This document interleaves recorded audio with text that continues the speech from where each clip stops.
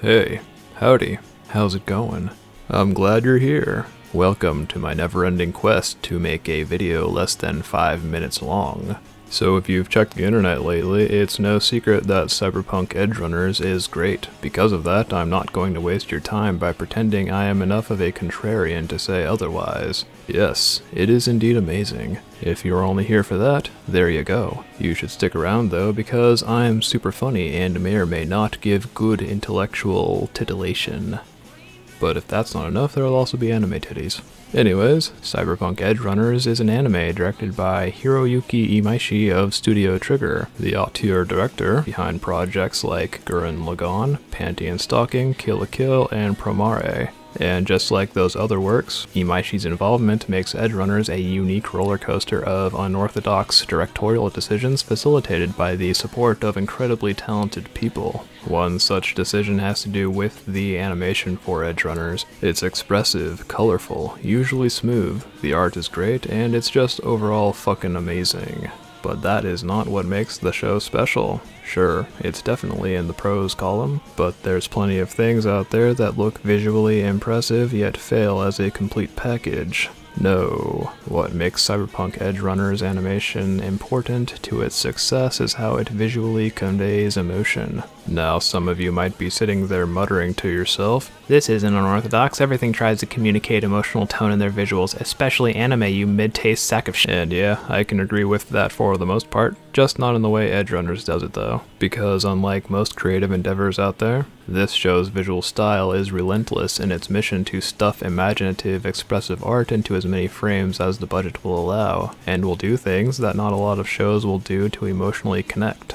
It'll abandon the approximation of realism it has established in favor of extreme exaggeration to better impart whatever feeling the scene is trying to express. Sometimes it'll even go the other direction. And when the quality of the animation dips to accommodate the budget, Trigger doesn't hide it like more cowardly studios, but instead draws attention to it to try and get a laugh out of the audience. But why is this insistence on getting people vibing, hyping, or crying interesting? Isn't it a pretty basic concept that emotionally connecting with the people consuming one's work is vital for the success of any narratively driven project? Yeah, you would think that. That sure does make sense. It's this super hard to get anime. Not that hard, it's on Naya.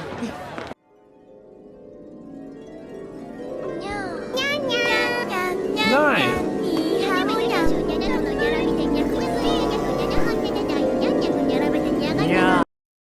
Soulless monoliths of insatiable greed aside, it is indeed a pretty basic concept of storytelling that hooking an audience is indeed a necessary component of being considered good. But what's interesting about Edgerunners is how Imaishi prioritizes this aspect of storytelling way more than what is usually present in other works, all while still remaining accessible, which is definitely a risk sometimes associated with auteur directors when they're allowed to do whatever the fuck they want. And as you can probably guess, this attention to emotional resonance seen in the animation is present in the other aspects of the show as well. The music and sound effects, they're well thought out and considered, the songs even taking on whole new meanings after finishing the show. But not only that, they also mesh very well with Studio Trigger's exaggerated animation style.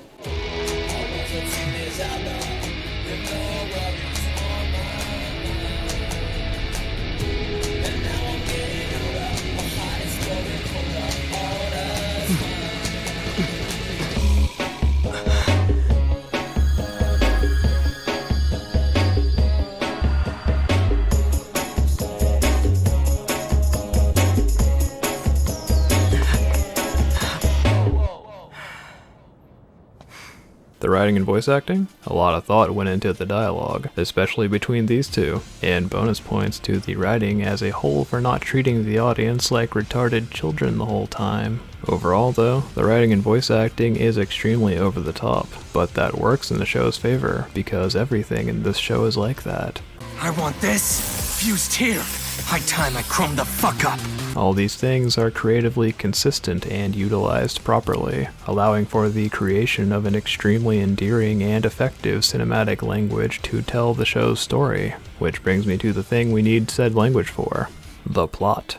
Okay, So in the interest of minimizing spoilers for those who have not seen the show yet and are here presumably for my wit, charm, or the anime titties I promised, I'll just say, this is David. He's the main character. This is Gloria, his mom. This is Lucy, the bipolar cyborg pixie dream girl of David's dreams. This is Maine, everyone's mentor. And this is Rebecca, the lolly you've seen all over the internet lately. And as for the story itself, at its core it's nothing new, and you can see the ending coming from a mile away. In fact, the story shares quite a lot of similarities with Gurren Lagann, which is kind of funny seeing how it and Edgerunners are directed by the same guy, while the plot for Edgerunners was created by a trio of guys, of whom I won't even try to pronounce the names of. Anyways, unoriginal story and predictable ending. Sounds bad, right? That is definitely true in, many cases run by incompetent goblins, but Edgerunners is not one of these cases because of how the show puts in the effort to vibe with the audience. You know, the thing I've been attempting to coherently articulate so far. So why does vibing matter in this situation? It's because of the why behind the importance of emotionally connecting with your audience. It makes it possible for that audience to give a shit about the characters. And as you can probably guess by now, as I watched more and more of Edgerunners, I started to care more and more about its characters, which in turn let me enjoy the plot despite its familiarity, as I wanted to see how those characters would move through it, develop, and explore the show's many themes, which leads us to our final stop. The thing which brings it all together and pushes the show from just being good to being great.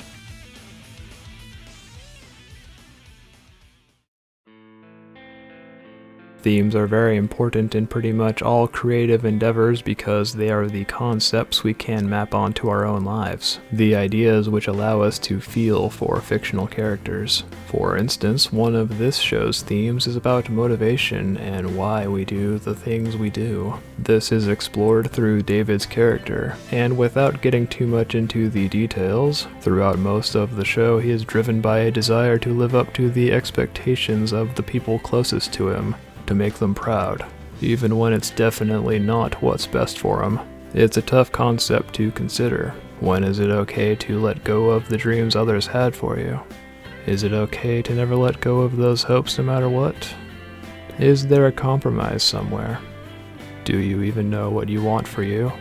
These are things I feel pretty much everyone has experienced at some point with someone in their life, perhaps with family, a partner, somebody you look up to, yourself, maybe society.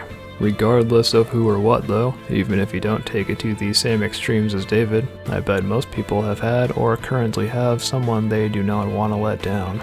It's what deepened my investment with David and subsequently got me emotionally suplexed when the ending rolled around, despite it being the clear destination. Relating in this way to themes and characters is what I consider to be the bedrock of good storytelling. I realize this all might seem kinda obvious, but real effort being put into emotionally connecting is also something that has become increasingly rare, even on a basic level. So I thought I'd take the time to point out this masterfully executed core concept of storytelling. But yeah, this show's great because it crafts a coherent cinematic language focused on making the audience emotionally resonate with the characters and builds everything else around that as it tells its story. To be totally clear though, I'm not saying it's the only show, movie, video game, or whatever that does this, but I feel it's safe to say that very few go as hard in this regard as Cyberpunk Edgerunners does, or with as much style. Alright, bye.